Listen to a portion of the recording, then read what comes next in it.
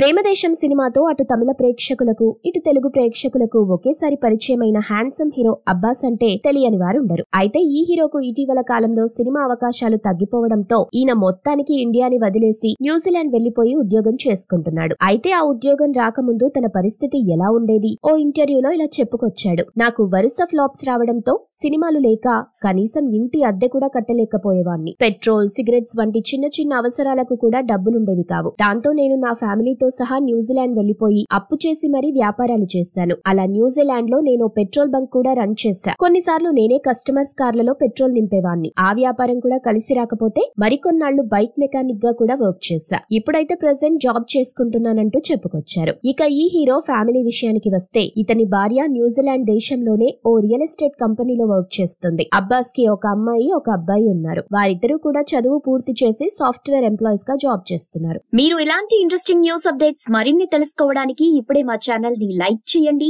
Follow చేయండి, subscribe చేయండి.